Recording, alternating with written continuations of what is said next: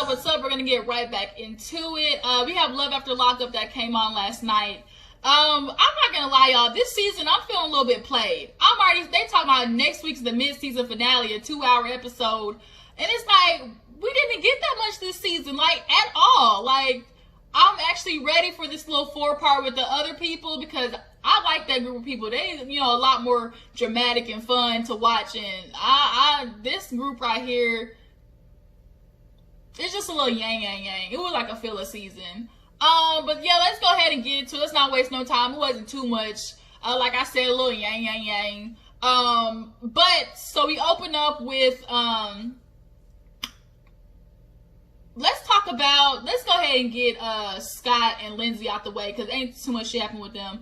Scott and his little, dad bod, hairy ass, ironing his shirt, and finally gets a call from Lindsay. Come to find out, on the way to the halfway house, she was waiting in her unit. Somebody calls and says, girl, you're not leaving today because one of the officers said that you got smart with her. Now, did she get smart with her? Possibly. The way Lindsay looks, she likes to pop off at the mouth. But I do also know officers do not, if they already do not like an inmate, they will make it extremely hard for them to get out. When it's their get out, because I used to watch a show called 60 Days In. Y'all, that shit is good. You volunteer to go into prison for 60 days to basically try to help them figure out stuff. And a lot of inmates talk about, like, don't tell nobody when you're getting ready to get out because they'll try to fuck it up for you. Even the officers and stuff like that. And I just know the justice system's fucked up. So I can't believe, maybe last week she smarted off with that officer. She got that same officer on the way out. She carried that, animosity over. But we also know Lindsay just, like she said, she's bad at being good. So now she's in lockdown, and in lockdown, you only get 1 call a month. That's really fucked up. Like, to have somebody sit in a 9x9 room, get no calls by anybody, 1 call a month. Like, y'all can understand how people go crazy in prison, and they come out worse than they do going in. Like, that's another, topic. But Scott's like, well, we were just in there waiting, nobody would tell us anything. She's like, yeah, I went to wait to, give you guys my call. But, he's like, well, do you need any money? She's like, I don't go with money, but of course I need some money, blah, blah, blah. So he's just in here like, I done moved my life, I done spent a lot of money on her. And Scott's clearly one of those old ass men who likes the fact that he has this money and can use it to get a little young thing. And as much as he wants to say like, oh, I hope she's not using me, she's using you. But you're using her too. You're using her because you feel like, you can get a girl that'll accept the money and be with you and basically cater you because you hold all the cards. Like, I hate men like that. Moving on, we get introduced to a new couple. I think the girl's name was Heather and Dylan. Heather's 33, but why does her face look way different in her picture than like the actual person? I don't know, something's off about that. Then it said model at that, so I'm like, girl, bitch, what you modeling? But she met Dylan at this party at his house. She went to the bathroom, he was in the shower, they locked eyes, the rest is history. But she said literally a week into talking to him, he gets arrested and goes to jail for 5 years. Bitch, you were loyal to a man after only meeting him a week? The actual fuck? Like, where they do that at? Like, I would not ever meet no man for a week. She said a week later he got arrested, and then she's like, I come to find out he was selling ecstasy and he got a long ass rap sheet. Y'all see how they posted all his mugshots? Dylan is trouble. Okay, so she is at the little lingerie sex toy shop trying to get ready for her mans because he comes on tomorrow, and she's looking at all the toys and trying to figure out what she's gonna put on. And she's talking to the attendant. She's like, oh, you want to see him? She loves showing him off. I mean, Dylan's a good looking dude, let's not lie. Like, he's got a little, I don't know what he is, mixed. Like, he's mixed with something, some type of persuasion. And he knows how to take a good picture, which is gonna be a problem. Because he gonna cheat on that girl. And she said her problem is not finding the guy, it's keeping the guy, because she's a romantic at heart. She falls in love. When she's with somebody, she gives her all. And that's the problem, girl. You basically giving up the milk before they buy the cow. You get used up and then tooted and booted. That's literally what that is. So, she finds a cute little outfit. I did like that dress. Like, it was like a dress lingerie set. I really liked it.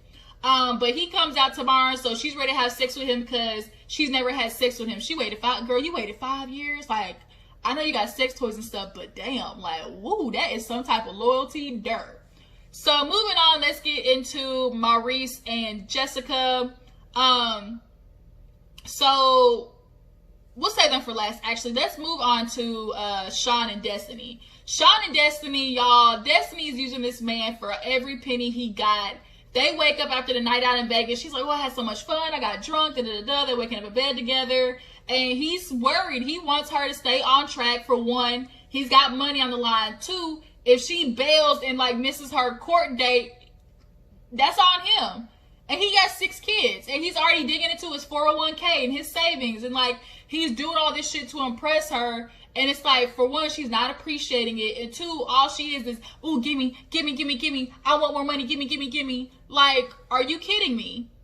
So when she's like, oh, you know, you're going to go to work, I'm going to take your car. He's like, no, but I'll give you set some stuff up on your phone so you can, you know, use it and just pay. She's like, dang, I've been away for 3 years and there I got shit paying over the phone. And then, because she tried to ask for the card, that's what it was. But in her bylaws or whatever her little stuff is, she's not allowed to have a savings account, a checking account, a credit card, nothing, because she was doing money fraud. But she did make me laugh. She's like, shit, the government writes bad checks all the time. They get away with it too. I said, touche, because shit, the government fucked up. They want to blame, the government's one of the worst hypocritical goddamn systems there are out there. But the point is, girl, firstly, how can you expect somebody to move on with their life if they can't have a checking and savings? Like, she's got to work, right? Yo, where do I expect her to, like, work? I'm like, where's she going to save her money? Is she going to put it in the mattress or have somebody else put their name in the bank account? Like, this is kind of weird. Like, I don't know how they expect people to work that out. But nonetheless, she's like, oh, you know, give me some money. I want to, you know, get some things to decorate the house, make it look more homey. She's like, how much money you put on there? He's like, $1,500. Really? That's it, dude? Girl, $1,500? That is a lot, especially for some furniture. Not even furniture, because it's already got couches and shit. Like, what do you need more than $1,500? She's like, ooh, $3,500. I'll pay you back, you know, later. And she hops on top of him. And Sean is so fucking gullible because he's happy that this girl is home. But it's like, dude, don't be this lonely and desperate that you stay with a bitch that's playing you. So he leaves, calls his ex, I can't even say ex-wife, his baby mama, and asks how she's doing, and the daughter needs some money, so he gives the daughter some money, and she's asking how things are. He's like, oh, you know, they're great when she got home. And she's like, okay, well, that's good. He's like, are you still mad? She's like, I really am mad. Like, I can't even talk to you right now. That's why I haven't been, like hitting you up. He feels like he's in 2 different relationships because, you know, he's in this relationship with Destiny, but, like, he still has to maintain his relationship with his baby moms for his kids. And he needs Destiny and the baby moms to, like, get along and talk because, you know, eventually he's got to integrate his kids in his life. So Destiny goes to the shop and immediately starts flirting with this girl in the shop. You know, she's like, oh, you know, I just got out of prison, not gonna lie. She's like, shoot, I did time too. So now they're bonding over the fact that they did time.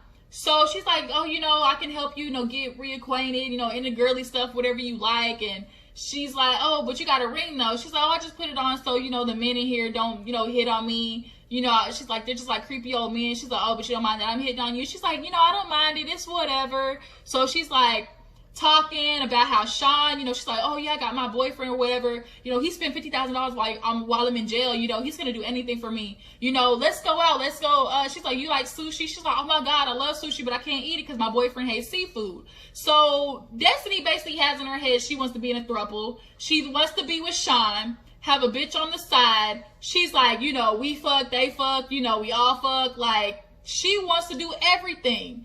Destiny is trouble. She's a problem, and I guarantee that bitch is going to go back to jail. Why? She's going to be back in jail in the next year because she refuses to follow rules, and she has this thing in her head, like, whatever I say goes. Nobody's going to make me not do what I want to do. And girl, that's why you've been having the life you've been having.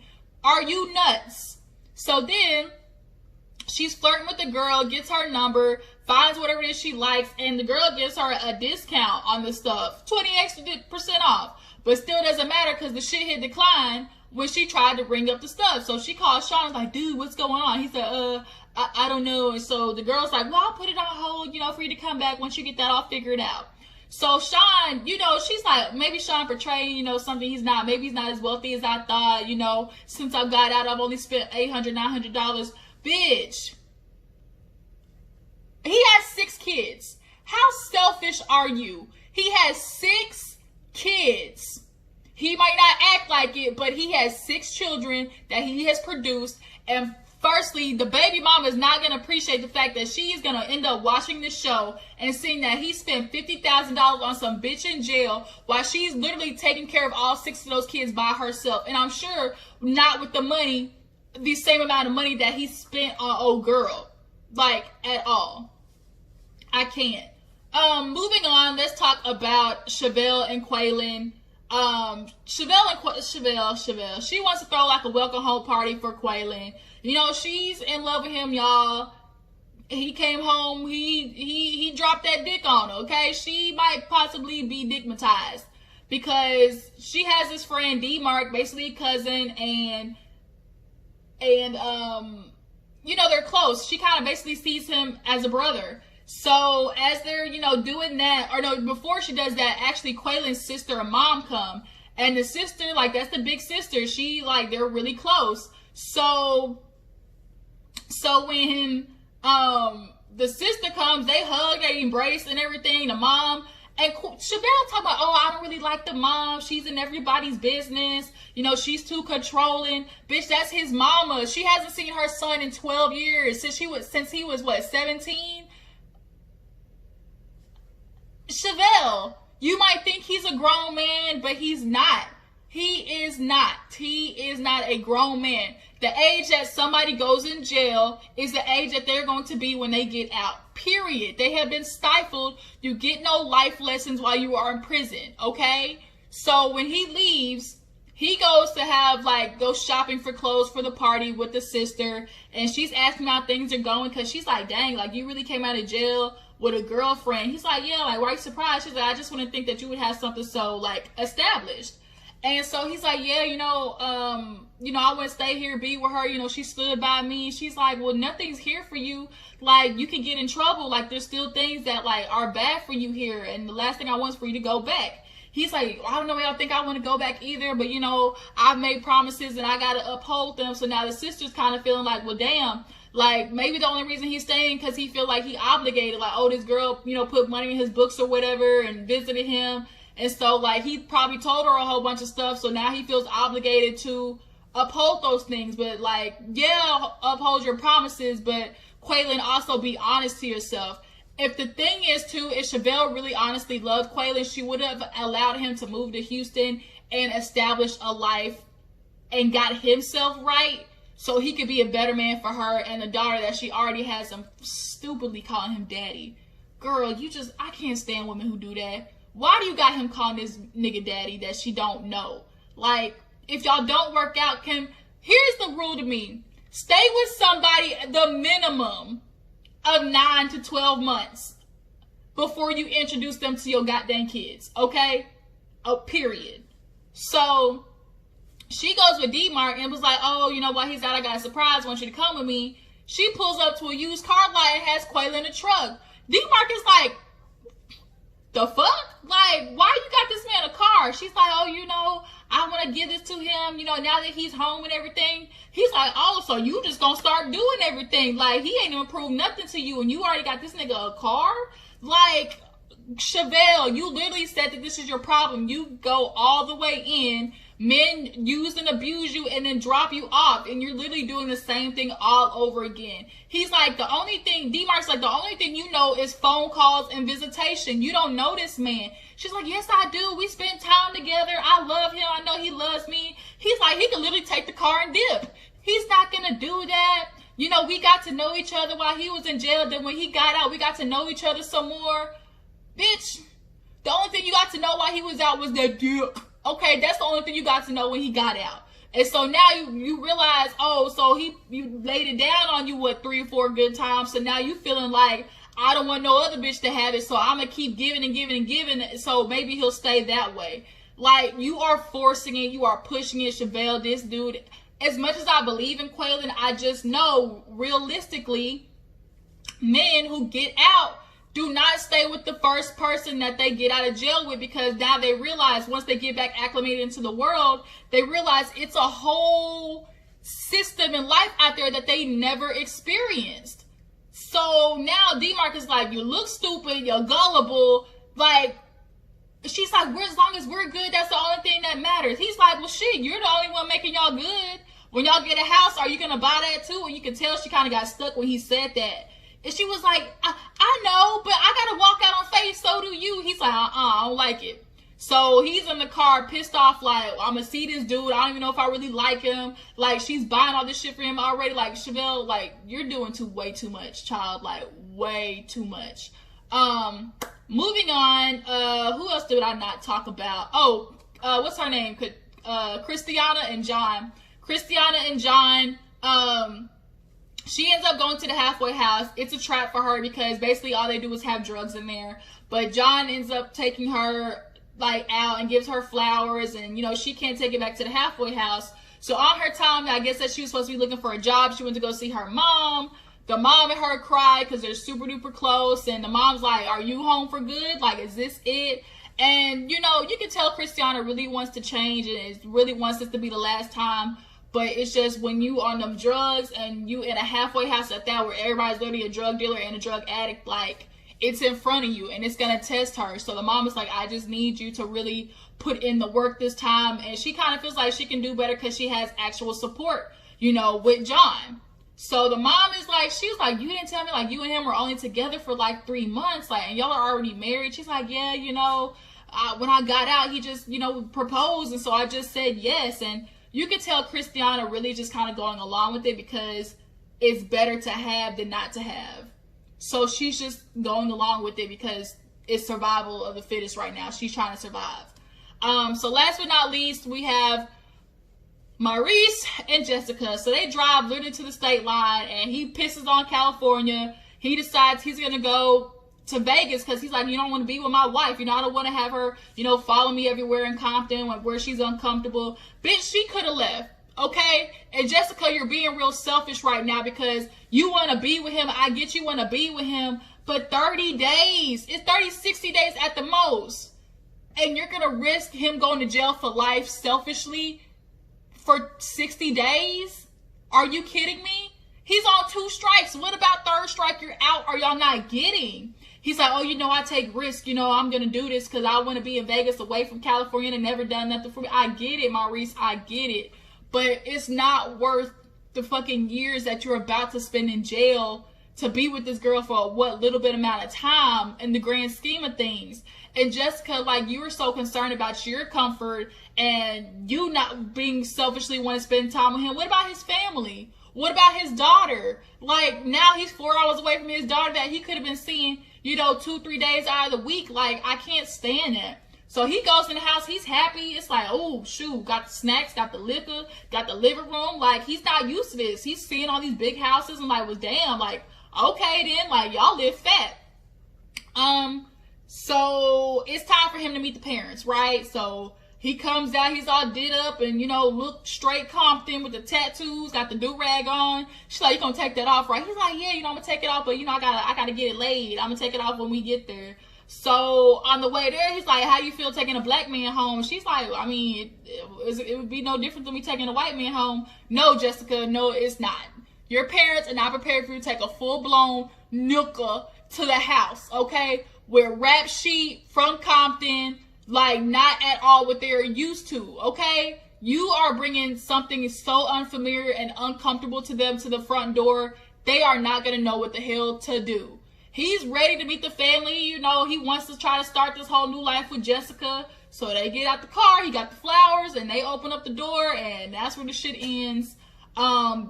She's like, don't tell my parents that you skipped probation. Don't say that either. Because the minute they tell the parents, guess what the mom's going to do? Tell the sister. And guess what the sister's going to do? Call the police.